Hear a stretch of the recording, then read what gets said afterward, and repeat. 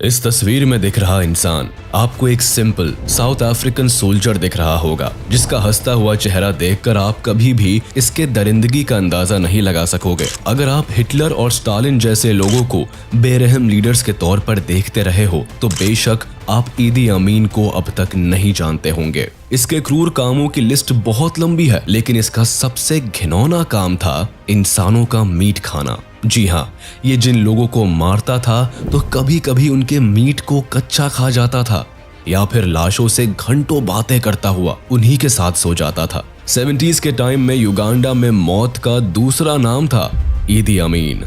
इसने हथियार रखने के लिए युगांडा में बिल्डिंग बनवाई, लेकिन यहाँ हथियार नहीं रखे गए।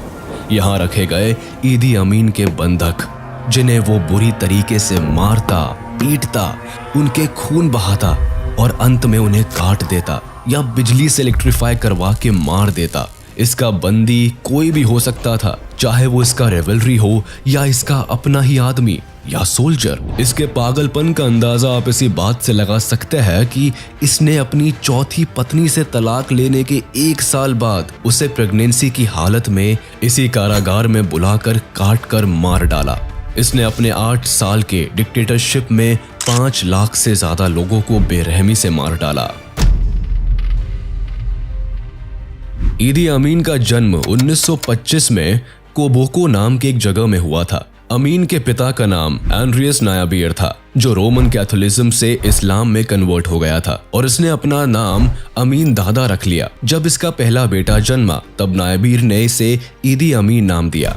जल्दी ही ईदी अमीन के माँ बाप अलग हो गए और तब अमीन की माँ इसे अपने साथ लेकर बैम्बू सिटी में आ गई। शहर में गुजारा करना आसान नहीं था, ऊपर से भयानक गरीबी थी। अब खाने के पैसे भी पूरे नहीं हो रहे थे, तो पढ़ाई का खर्चा अमीन की माँ कैसे उठा पाती। इसीलिए अमीन की माँ उसे ज्यादा नहीं पढ़ा पाई। लगभग 4th क्लास तक पढ़ने के बाद अमीन पैसे कमाने के काम में लग गया। कई सारे छोटे मोटे काम करने के बाद उसने किंग्स अफ्रीकन राइफल्स ज्वाइन कर लिया, जो कि उन दिनों ब्रिटिश कोलोनाइजेशन आर्मी का विंग था। अमीन का जन्म काकवा ट्राइब में हुआ था। वहाँ के लोग नेचर के काफी करीब होते थे। उनके जीने और रहन सहन का तरीका काफी अलग था। वो जानवरों को मारकर उसका खून पी जाया करते थे, उसके मीट को कच्चा खा लिया करते थे। कई सारे रिचुअल्स में कुर्बानी देना और मार काट इस ट्राइब के लिए बड़ी बात नहीं थी। ऐसी एनवायरनमेंट में बड़े होने की वजह से अमीन भी काफी खूंखार स्वभाव का था, और जैसे जैसे उसे पावर मिलता गया उसका ये हिंसक स्वभाव बढ़ता गया।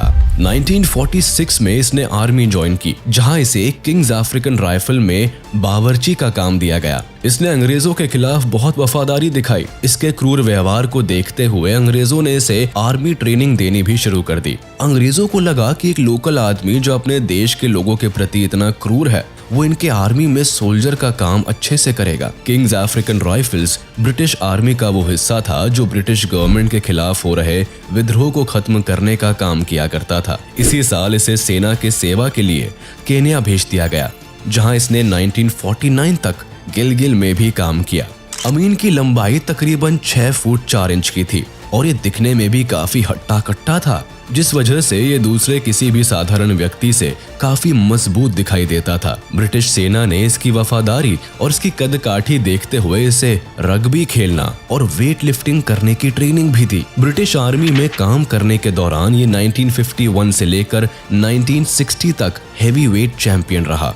जब अंग्रेजों ने इसे अपने ही देश के लोगों के खिलाफ निर्दयी एक्शंस लेते हुए देखा, तब उन्होंने इसे सोमाली रेबल्स के खिलाफ जंग लड़ने के लिए नॉर्थ केन्या भेज दिया, जहां इन्होंने 1952 में केन्या के माओ माओ विद्रोह के खिलाफ जंग में हिस्सा लिया और बड़े ही बेरहमी से लोगों को मारा। इस विद्रोह को दबाने में अमीन ने बहुत खून खराबा मचाया। लोगों को जिंदा जमीन में गाड़ने लगा, उन्हें गाजर मूली की तरह काटने लगा। यहाँ से वापस आने के बाद अंग्रेजों ने इसे पहले कॉर्पोरल और फिर सार्जेंट के तौर पर प्रमोट कर दिया। अमीन को लगातार ब्रिटिश गवर्नमेंट की ओर वफादार देखकर 1959 में उसे 2nd क्लास रैंक का वारंट ऑफिसर बना दिया गया, जो उस वक्त ब्लैक अफ्रीकन्स के लिए हाईएस्ट आर्मी पोस्ट मानी जाती थी। इसी साल अमीन युगांडा वापस आया और 1961 में इसे कमीशन ऑफिसर बना दिया गया।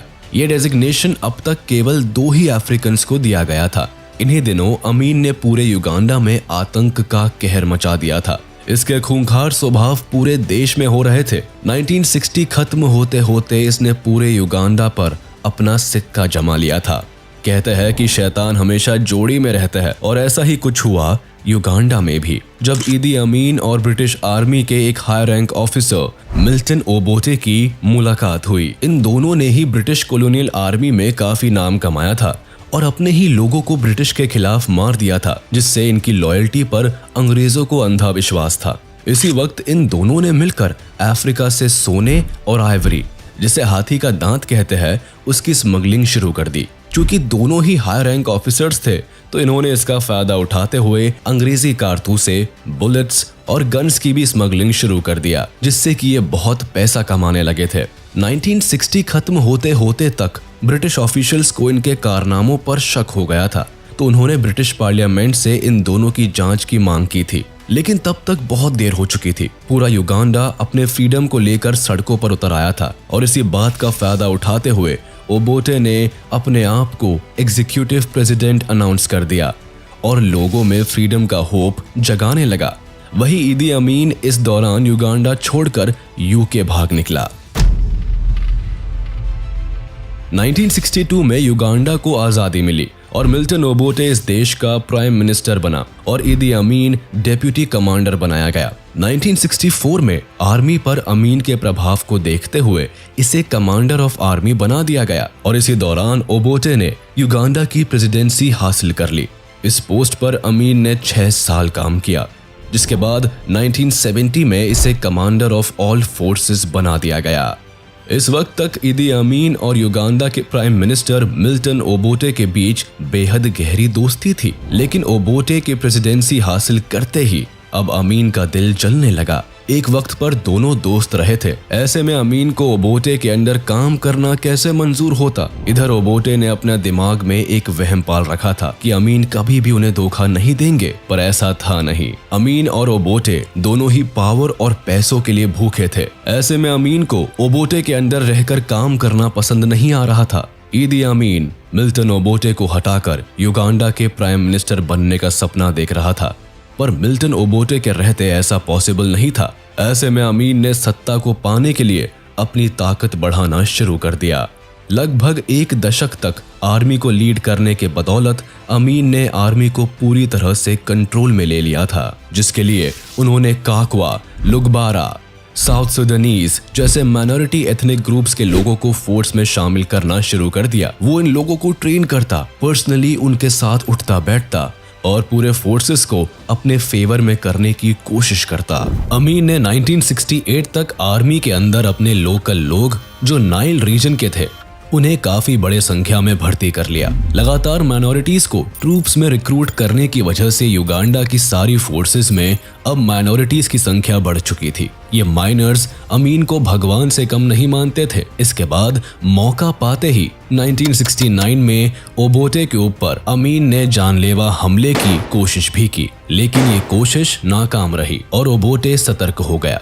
इस हमले के ठीक बाद ओबोटे को लग गया कि अमीन को सारे फोर्सेस का चीफ बनाना उनके लिए भारी पड़ सकता है और इसीलिए उसने अमीन को डिमोट कर दिया और अब अमीन सिर्फ आर्मी चीफ बना दिया गया। इस फैसले ने अमीन को और खतरनाक बना दिया। अब उसके जीने का मकसद बन गया था ओबोटे को जान से मारकर खत्म करना और युगांडा की गद्दी हड़पना। इस बीच अमीन आर्मी चीफ रहते हुए अपने बटालियन से मिलता, उनके साथ खाता पीता और उनसे अच्छे रिलेशंस बनाता। इतना ही नहीं, इसी डिमोशन के दौरान वो आम जनता के बीच जाता, जहां वो उनके दुख दर्द को सुनता और उनसे वादा करता कि वो उन्हें सुखी बनाएगा। आम जनता और माइनॉरिटी को आर्मी में बहाल करके वो उनकी लॉयल्टी भी जीत रहा था।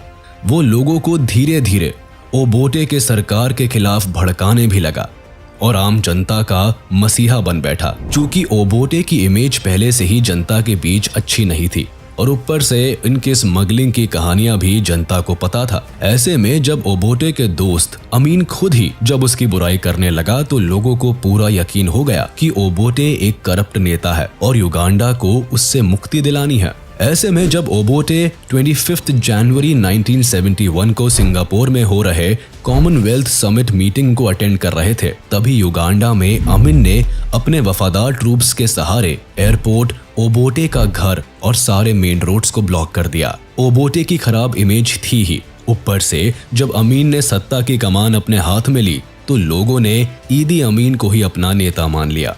1971 को अमीन खुद को युगांडा का राष्ट्रपति घोषित करते हुए commander in chief of army बन गया था और तब शुरू होता है ईदी अमीन का रेन ऑफ टेरर। इसने सबसे पहले ओबोटे को देशद्रोही और गद्दार बताकर एग्जाइल दे दिया और उसने ये घोषणा करवा दी कि जो भी लोग ओबोटे को सपोर्ट करेंगे उन्हें मार दिया जाएगा। ईदी अमीन ने प्रेसिडेंट बनते ही कई तरह के बदलाव शुरू कर दिए। गवर्नमेंट हाउस का नाम बदलकर द कमांड पोस्ट रख दिया। फिर इन्होंने देश के intelligence agency general service unit का नाम बदलकर स्टेट रिसर्च ब्यूरो रख दिया, जिसका हेडक्वार्टर कंपाला में रखा गया, जहां आगे जाकर लोगों को टॉर्चर किया जाने लगा। इसी बीच इसने प्रोफेशनल किलर्स की एक आर्मी तैयार करवाई, जिनका एक ही काम था और वो था लोगों को शक के आधार पर जान से मार देना। इसी दौरान ईदी अमीन ने जिंजा और बरारा के लोगों को बड़े बेरहमी से मरवाया। 1972 में ओबोटे तंजानिया में थे, जहां उन्होंने 20,000 रेफ्यूजीज को लेकर एक आर्मी बनाई और युगांडा पहुंचते ही इन्होंने ईदी अमीन की सेना पर हमला कर दिया। लेकिन इनका ये प्लान सक्सेसफुल नहीं हो पाया। इस हमले से बौखलाया अमीन युगांडा से सिर्फ शक के आधार पर लोंगो और अचोली कम्युनिटी के लोगों को जान से मरवा देता है।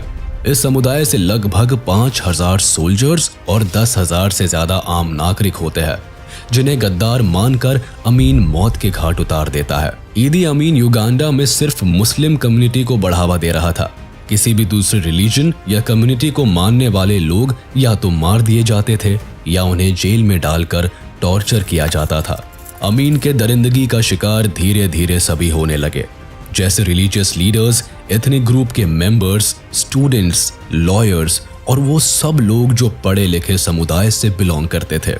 इन लोगों को मरवाकर ये नाइल रिवर में फेंक देता था, जिससे कि एक बार नाइल नदी पर बना विक्टोरिया डैम लाशों से जाम हो गया था। इसके घर में इसने अंडरग्राउंड तहखाने बनवाए थे, जिसमें ये जिन लोगों पर भी शक करता था उन्हें पकड़ पकड़ कर लाता था और उन्हें तरह तरह से टॉर्चर करके मार देता था। कई बार तो ये लोगों के हाथ पैर काट देता था, उनके होठ काट देता था और उन्हें तड़पा तड़पा के गैस चेम्बर में डालकर मार देता। औरतों के जेनिटल्स और ब्रेस्ट वगैरह जैसे अंगों को काट कर उनसे घंटों बातें करता और अंत में उन्हें भी मार देता। लोगों को मारने के लिए इसने concentration camps, gas chambers, electrified water tanks जैसी भयानक चीजें बना रखी थी। ये सब सुनकर अगर आपको नाजी कैंप्स याद आ रहे हो तो आप ये समझ ही गए होंगे कि अमीन को ये प्रेरणा कहां से मिली थी।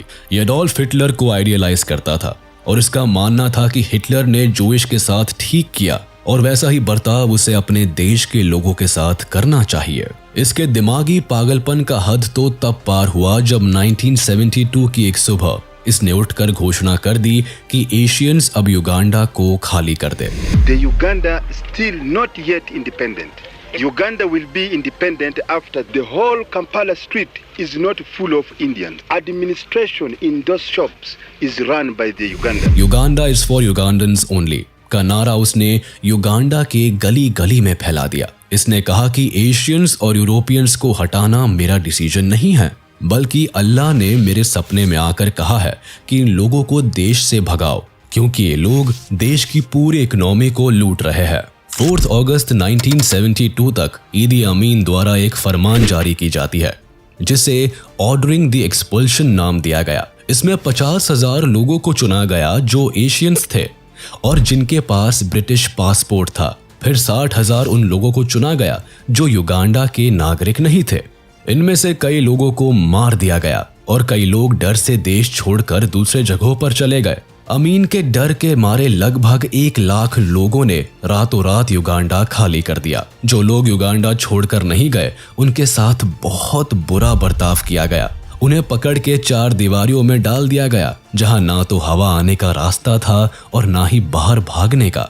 इन तहखानों के दरवाजों को इलेक्ट्रीफाई कर दिया गया था, जिससे कि ट्रेसपासिंग करने वाले बिजली के झटकों से मारे जाते। ऐसी स्थिति में लोगों का दम घुट गया। कुछ लोगों को पकड़ के उसने हाथ पैर काट दिए और उन्हें जिंदा मगरमच्छ के आगे फेंक दिया। इसकी ऐसी बर्बरता देखकर अब युगांडा के सिटीजन्स भी डरने लगे। इनके प्रॉपर्टीज, फैक्ट्रीज और फर्म्स को अमीन ने अपने अनट्रेन्ड आर्मी के हाथों सौंप दिया, जिनकी वजह से देश की अर्थव्यवस्था बेहद कमजोर हो गई।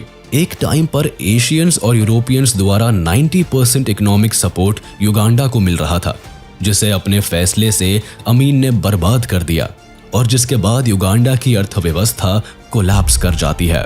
अभी तक युगांडा में जो कुछ भी हो रहा था उसे बाहर के काफी कम देश ही जानते थे। बट 1975 में अमीन ने युगांडा के फाइनेंस मिनिस्टर इमैनुअल ब्लायो वाकवेया को और 1977 में युगांडा के हेल्थ मिनिस्टर हेनरी कियम्बा को कंट्री से एग्जाइल दे दिया। इसके बाद ये दोनों लंदन में आके सेटल हो गए, जहां इन्होंने एक बुक लिखा जिसका नाम था अ स्टेट ऑफ ब्लड। इस किताब में कियम्बा ने अमीन द्वारा किए गए कई सारे घटनाओं का खुलासा किया। वहीं दूसरी ओर 1976 में अमीन ने खुद को प्रेसिडेंट फॉर लाइफ डिक्लेयर कर दिया। शुरुआत में अमीन को वेस्टर्न कंट्रीज से काफी मदद मिल रही थी। एक समय में इजराइल और जर्मनी भी इनके काफी अच्छे दोस्त थे। जब ओबोटे युगांडा के प्रेसिडेंट बने तो इन्होंने 80 ब्रिटिश कंपनीज को गवर्नमेंट के अंडर कर दिया, जिससे वेस्टर्न कंट्रीज को ओबोटे से खतरा महसूस होने लगा, क्योंकि इनके इस डिसीजन में यूएसएसआर की फ्लेवर नजर आ रही थी, जो कई कैपिटलिस्ट कंट्रीज को बिल्कुल मंजूर नहीं था। और इसी कारण से ये सभी देश अमीन के प्रेसिडेंसी से सहमत थे। अमीन के इनिशियल प्रेसिडेंशियल डेज में इजराइल और यूनाइटेड किंगडम ने फोर्स और फाइनेंशियल सपोर्ट दोनों ही तरह से मदद की, जिसके बाद 1971 में ईदी अमीन दोनों ही कंट्रीज में एडवांस मिलिट्री इक्विपमेंट की सहायता मांगने गए, बट दोनों ही देश ने वेपन्स देने से मना कर दिया। इस बात से अमीन बौखला गया और उसने इसके बदले जो किया उससे इंसानियत शर्मसार हो गई। इसने कई हजार इजरायलीज को बंदी बना लिया और उनका खुलेआम जेनोसाइड कर दिया गया। इस बात पर अमीन ने कहा था कि इस जेनोसाइड की सही जगह जर्मनी होनी चाहिए थी, जहां उसके रोल मॉडल अडोल्फ ने कभी जोइश को मरवाया था। जब युगांडा द्वारा इंडियंस को देश से बाहर कर दिया गया तो भारत भी खफा हो गया और यही काम यूनाइटेड किंगडम ने भी किया, जिसके बाद दोनों ही देशों ने युगांडा से इकोनॉमिक रिलेशंस तोड़ दिए। बट युगांडा को इस बात से बहुत ज्यादा परेशानी नहीं हुई, क्योंकि इस वक्त इसकी मदद लिबिया, यूएस और यूएसएसआर कर रहा था। 1973 में सोवियत को युगांडा में इंटरेस्ट नजर आने लगा, क्योंकि इस समय पर केन्या वेस्टर्न इन्फ्लुएंस में था और इसे बराबर करने के लिए यूएसएसआर तंजानिया में चाइनीज इन्फ्लुएंस लाना चाहता था, जिसके बाद सोवियत यूनियन युगांडा का सबसे बड़ा आर्म सप्लायर बन गया। 1977 में अमीन के अत्याचारों से परेशान होकर युगांडा लिबरेशन मूवमेंट के लोग, जो कि युगांडा आर्मी के सोल्जर्स थे, उन्होंने ऑपरेशन मफूता मिंगी शुरू किया, जिसका एकमात्र एम था ईदी अमीन की सरकार को खत्म करना। इस ग्रुप को युगांडा की बिजनेस फैमिलीज फाइनेंशियली सपोर्ट कर रही थी। इस लड़ाई से ईदी अमीन को काफी चोटें आई थी, लेकिन उसने किसी तरह अपनी प्रेसिडेंसी बचा ली। लगातार देश के अंदर बढ़ते हुए तनाव के माहौल का जिम्मेदार कई लोग अमीन को मान रहे थे। वहीं युगांडा के कई जाने माने चेहरे जैसे बिशप लुवम, मिनिस्टर्स ओरिएमा और ओबोत उफुम्बी को जब अमीन द्वारा मरवाया गया तो हालात और बदतर हो गए। आर्मी से पकड़ छूटने की वजह से अमीन अदरीसी को मानते थे और 1978 में अदरीसी का कार एक्सीडेंट हुआ तो उन्हें इलाज के लिए कायरो जाना पड़ा। इनके युगांडा से बाहर निकलते ही अमीन ने इन्हें vice president, minister of defence और मिनिस्टर ऑफ होम अफेयर्स के डेजिग्नेशन से निष्कासित कर दिया, जिसके बाद लोगों में यह बात फैल गई कि अदरीसी के एक्सीडेंट के पीछे अमीन का ही हाथ था। देश के अंदर ही अमीन के फॉलोअर्स की संख्या काफी कम हो चुकी थी और जब अदरीसी से उनकी पावर्स छीन ली गई तो उनके कई आर्मी फॉलोअर्स ने अमीन के खिलाफ बगावत कर दी, जिससे युगांडा के फोर्सेस में ही वॉर शुरू हो गई, जहां अमीन के सोल्जर्स अदरीसी के फॉलोअर्स पर भारी पड़ने लगे। तब अपने लोगों का ध्यान भटकाने के लिए अमीन इन रेबेलियंस को तंजानिया के बॉर्डर्स पर लाकर खड़ा कर दिया। इसके बाद अमीन ने तंजानिया पर हमला कर दिया, लेकिन इस बार अमीन की ये तानाशाही उस पर भारी पड़ गई। तंजानियन आर्मी ने युगांडा की आर्मी को मुंह तोड़ जवाब दिया और कुछ ही हफ्तों में उन्होंने कंपाला को कैप्चर कर लिया। जब देश पर मुसीबत आई और तंजानिया का कब्जा युगांडा पर हो गया, तब ऐसी स्थिति में अमीन देश को अपने हाल पर छोड़कर भाग निकला। युगांडा से भागकर ये लीबिया पहुंचा, जहां किसी तरह ये 1 साल तक छुपा रहा। उसके बाद ये सऊदी अरेबिया चला गया। सऊदी अरेबिया की रॉयल फैमिली ने इसे संरक्षण दिया, लेकिन सऊदी की सरकार ने उन्हें किसी भी तरह के पॉलिटिकल एक्शन से दूर रहने को कहा, ताकि अरेबियन गवर्नमेंट पर किसी भी तरह का सवाल ना उठाया जाए। जिसके बाद अमीन ने यहाँ करीबन 10 साल गुजारे। 1989 को इन्होंने बिना किसी को जानकारी दिए अरब छोड़कर अपने बेटे के पास सेंट्रल अफ्रीका जायर चले आए, जहाँ उन्होंने युगांडा को वापस जीतने के लिए एक रेबेलियन फोर्स का गठन करने लगे। बट इन्हें जल्द ही जायर की सरकार ने अपने हिरासत में ले लिया और इन्हें सऊदी वापस भेजने लगे, क्योंकि इन्होंने सऊदी के नियम कानून का उल्लंघन किया था। इसीलिए सऊदी अरेबिया अब इन्हें रखना नहीं चाहता था। बट जब सारे कंट्रीज ने इन्हें अपने पास रखने से डिनाई कर दिया, तो सऊदी अरेबिया ने इन्हें वापस से अपने देश बुलाया, जहां इन्होंने अपनी पूरी जिंदगी इस शर्त पर गुजारी कि अब ये कभी भी किसी भी तरह के पॉलिटिकल एक्शंस में नजर नहीं आएंगे। सऊदी अरेबिया में रहते हुए ही अमीन की मल्टीपल ऑर्गन फेलियर की वजह से 2003 में मौत हो गई, और इस तरह से धरती से एक ऐसे राक्षस का अंत हुआ जिसके लिए इंसानी मांस खाना एक आम बात थी।